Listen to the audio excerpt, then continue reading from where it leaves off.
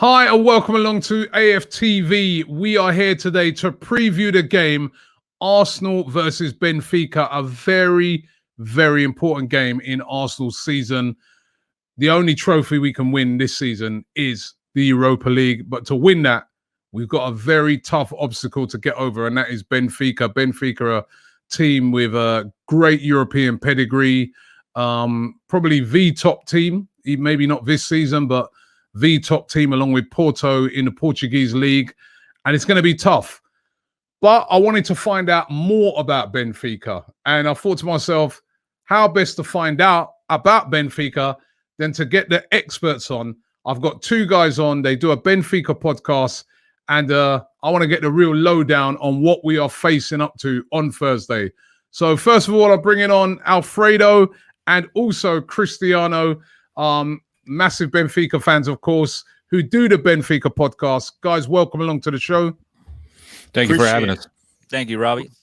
Listen, great to have you guys on. And as I said, it's a huge game being played on a neutral ground. I was looking forward to, I would have been looking forward to this game, should I say, had it have been actually in Portugal, because I remember a couple of years ago, in the Europa League, I went to Sporting Lisbon, of course, who are your guys' deadly rivals. Sorry to hear that. And, I remember going past Benfica's ground, because it's really near, isn't it, to Sporting Lisbon? And it looks exactly the same as the Emirates inside. It is the same ground, isn't it? Yeah. Yeah, Robbie, I mean, interesting little nugget here. We've had this ongoing battle on and off, right, as to who copied off of who. Did Arsenal copy off of Benfica? Did Benfica copy off of Arsenal? But I think you hit it right on the head. I think both stadiums are very similar.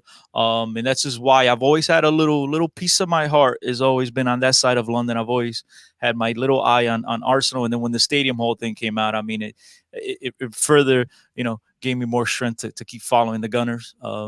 Will you have a little piece of your heart on us following the game? That's the thing. No, listen. The minute that this draw came out, that heart was shut down. That's it, lockdown key, and yeah, absolutely.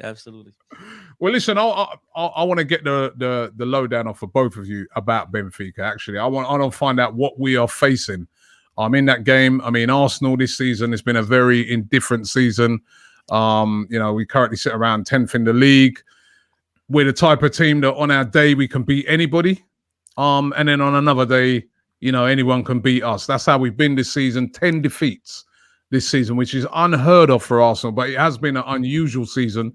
But from what I understand, Benfica haven't been having the greatest of seasons either, Alfredo. Yeah, no, it sounds familiar. I could definitely find some parallels between Arsenal's season and Benfica's season, right? Benfica currently sits fourth in the league, but if you compare the EPL and the Portuguese league, I think that fourth is very equivalent to being in 10th. The team hasn't had the best season.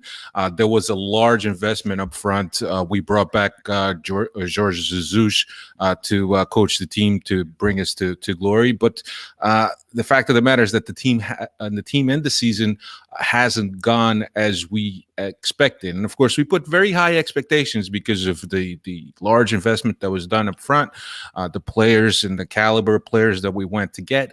And it has not been the season that we expected. There's a bunch of factors that you could play into it, but definitely not the season that we expect. What are the factors?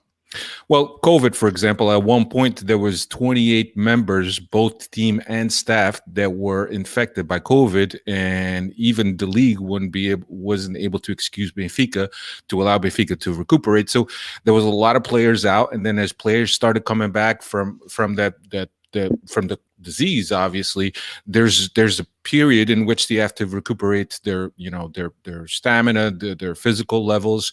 So also JJ or Jorge Jesus complained that he didn't have time to play to train with the players. The players were getting dressed in their own rooms. They were having workout sessions separate from the rest of the team, and it didn't really allow them to work in the same manner they would usually work. And throughout all the teams in Portugal, Benfica was the hardest hit by COVID.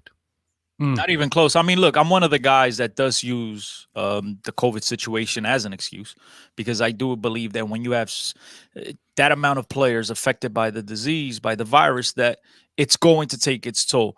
That being said, the guys on the opposite side of the room, right, the so-called haters, what I like to call the haters, they don't give the team an excuse, because Benfica have really struggled throughout most of the season. As you know, and anyone listening knows, Benfica had an opportunity to qualify to play that play-in game against PAOK to qualify into the Champions League. We lost that game ultimately 2-1, and that's where our season was really derailed from that second.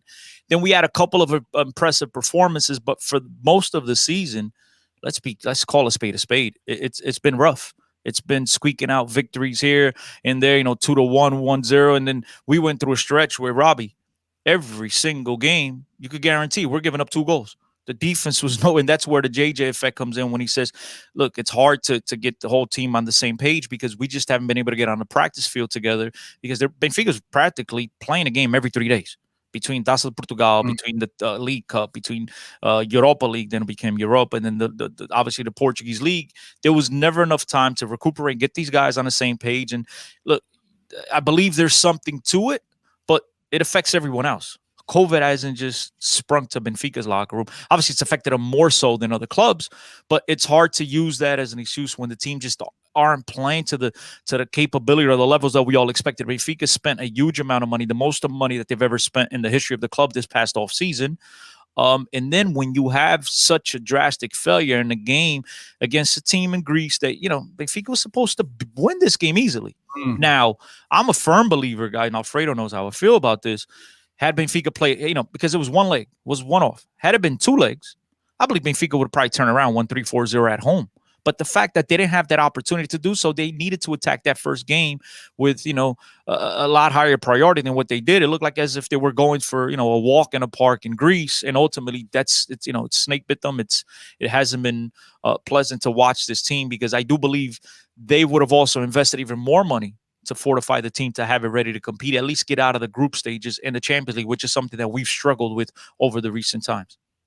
Yeah, I mean, and I guess it don't help when Sporting Lisbon, your deadly rivals, are sitting top of the Portuguese league at the moment. That can't help the mood of the fans either. The only thing that helps, Robbie, is that this happens once every 19 years. So it's kind of easy to swallow, I was chatting to a Sporting Lisbon fan the other day, and that's what he was telling me as well. He goes, he said once every, was it 18, 19 years? Yeah. So, but yeah, he's happy days for him at the moment. But how then, with the fact that you guys got, you were expecting Champions League, and that's all sort of falling apart. How do you think the team are going to treat this game?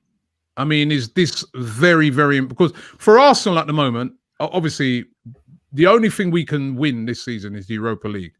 This is now priority number 1 for Arsenal. We're not going to really do nothing in the league. We might struggle. Well, we will struggle to even get a European place in the league for the first time for as long as I can remember for Arsenal. So the only route into the Champions League and the only route to any glory this season is for Arsenal to try and win this competition. And we've...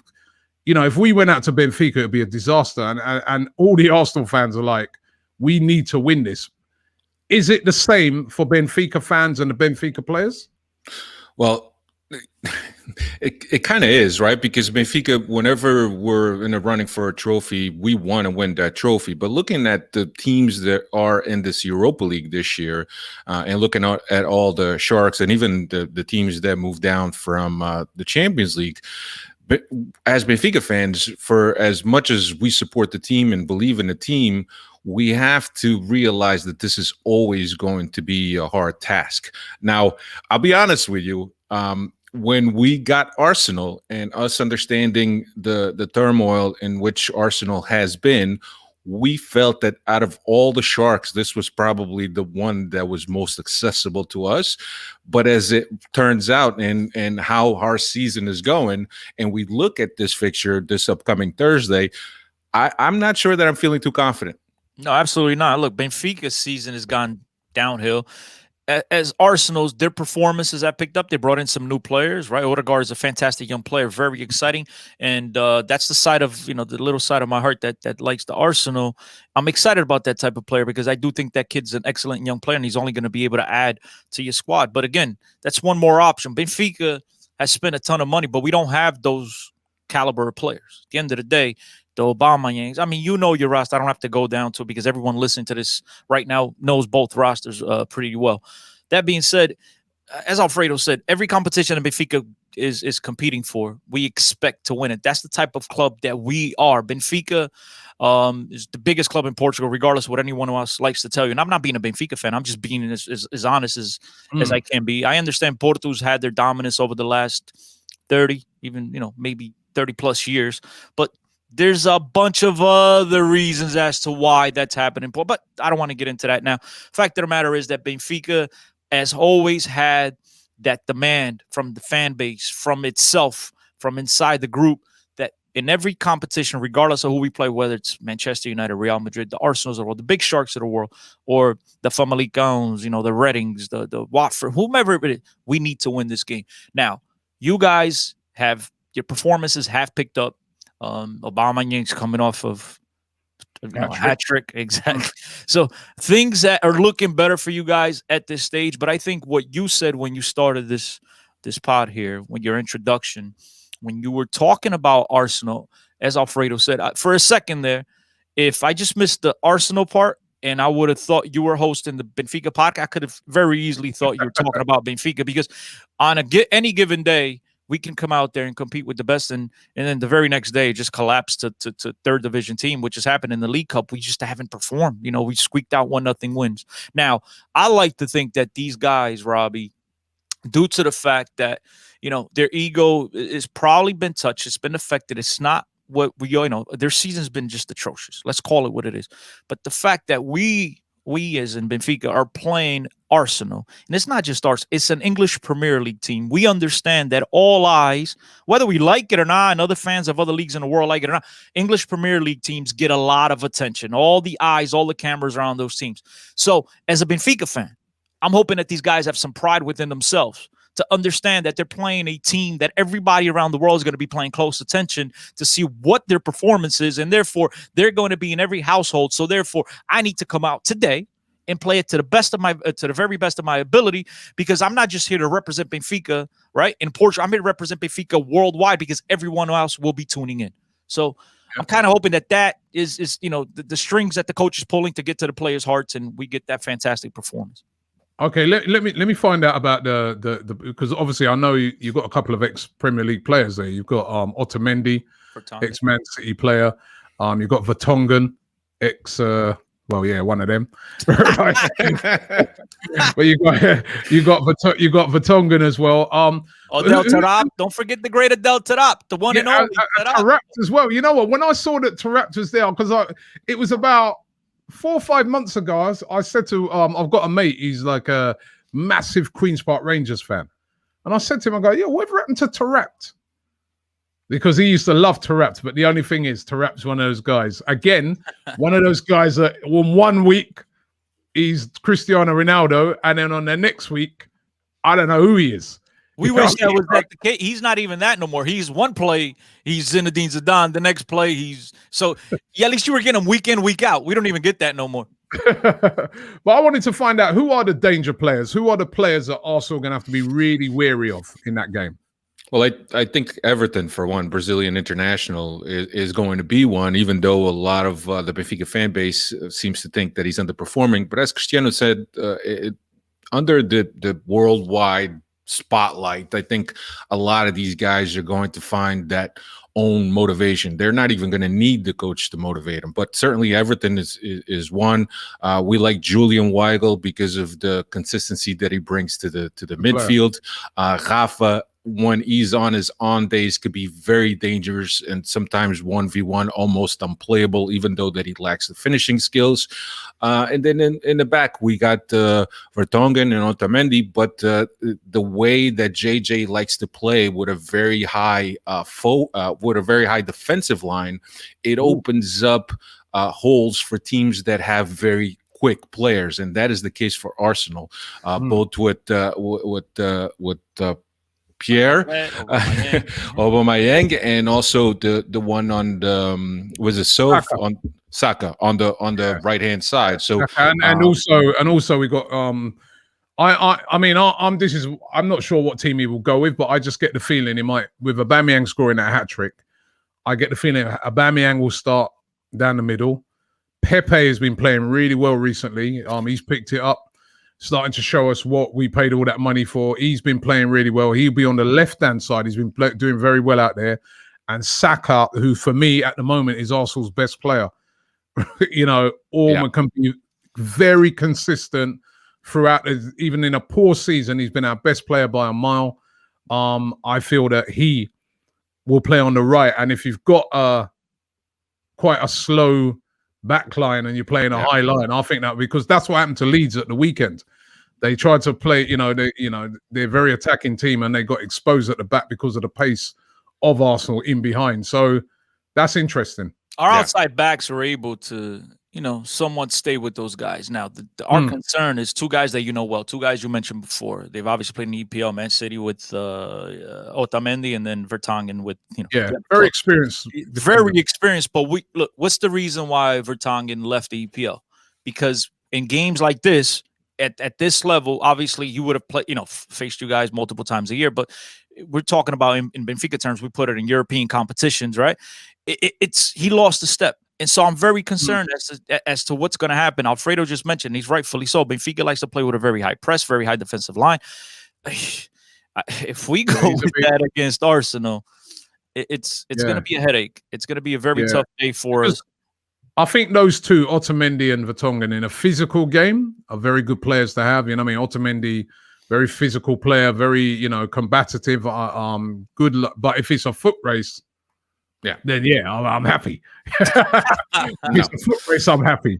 But that's interesting. But it's interesting to know who those danger players are. And so is that the style of play for Benfica? Is that like, you play a high line and you look to attack? Yeah, no, but what Benfica does is they like to build out of the back with three men. So usually Julian Weigl will drop between the two center backs. The wing backs or the full backs will open very wide, and then the two outside men, whether it's Everton or Pizzi or Rafa, will pinch in a little bit more in the midfield to provide targets for that first transition. So that's how you can expect Benfica. But with that high line and with the very wide fullbacks, there's always a chance that somebody could get in between the fullbacks and the center back, and we're always getting exposed. And it seems that teams now know that this is one of Benfica's weakest points, and without having center backs that can't cover or that can't chase down a very speedy winger, it becomes more and more of a challenge. Now, Benfica just picked up Lucas Verissimo, who is in the final of Copa Libertadores with Santos that lost to Palmeiras. So I'm curious to see whether or not JJ throws him in there. He's only been working out with the team not even for a week, but he does say that he's a guy that has more pace than any other center back on the squad. Now, when you look at that, you can't just put him in because he has pace, because he has not had time to play and train and even play in official games with his teammates. So it's an option that's there, but I don't think that JJ is going to go for it. Okay. Well, let's wrap it up. Finally, I want to find out, who do you guys fear in the Arsenal team? What when you're looking at the Arsenal team, which players do you look on and think, we need to look after him or we'll have a rough night? Aubameyang. For me, it's easy. For me, due to the fact that, as we talked, our back line, especially our two center backs, are slow-footed nowadays. Aubameyang, listen, I haven't been able to sleep for the last couple of days just thinking about this matchup and thinking about what to say coming on the podcast here with you, because there's no way to sugarcoat it. But Aubameyang for sure. Even Odegaard in between lines. Well, I don't know. Yeah. Is he going to play? That's you know what? That will be an interesting one. I don't think Odegaard will play somehow. Exactly. I think he'll go though with Emil Smith Rowe. He's a young kid who's come up through the academy, but he's been absolutely brilliant since he's come in. He actually has been the player that has led to the turnaround at Arsenal, because we didn't have that player who could play in between the lines, and he's come in and he can play in between the lines. He's energetic, and I think that he'll play. Odegaard, I think, if he sort of blows out Smith Rowe, then Odegaard would come in, but I really think he'll go. I mean, it was quite significant that he took Smith Rowe off as the first substitute in the game over Leeds. So I feel it will be him who will play in that position. But yeah, it's going to be a very, very interesting game against two great clubs. The other guy I really fear, and I wanted to throw this in there because he's my type of player. I just love, he's got the Ginga, he's got the speed, he's got the ability to break 2, 3, 4 guys, put the ball on the top shelf. And you mentioned them before, that he's finally showing the reason why you spent all sorts of money on him, and that's my man Pepe. I think he's got it all. It was just a matter of time before he put it together, and he's finally doing so. So players like that, with Grimaldo on one side, Gilberto, whoever it may be, even if we throw in the kid Gonçalo, Diogo Gonçalves, who's been a national team level player coming up through the youth as an attacking player. Now we've converted him to a right back, so there's definitely some more reason. And a guy like that, and as you mentioned, Saka as well. But I've always had my eye on Pepe. Guys like that intrigue me. I like the Ceballos of the world. I don't know, has he been playing with you guys regularly? But I do like what he brings. Yeah, he played yesterday, played very well. He worries me with, look, as much as I understand Adel Taarabt is not, a world-class player nowadays, right? He has the world-class talent, but having a world-class talent, being a world-class, two different things. And he's playing the 8 role for us, the box-to-box. Let's call it what it is. The guy, he puts in, I appreciate that he puts in the shift, but he's terrible defending. He doesn't know how to defend. Every time he sticks his foot in, it's a yellow card because he just doesn't know how to defend, but he tries. So when you get a guy that caliber, the Odegaards, the kid you just mentioned has got promoted, the Ceballos, those types of guys have the ability to run circles around our 2 guys in the midfield. It's going to leave Julian Weigl on his own to defend. It's a lot to ask for. So there's a lot of, reasons to be concerned as a Benfica fan.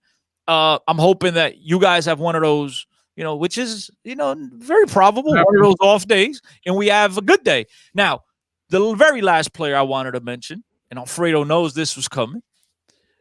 I can't sit here and talk about Arsenal, and especially playing my Benfica, and I give a shout out and I talk about my boy David Luiz, who is one of my favorite players. I understand he's not whatever.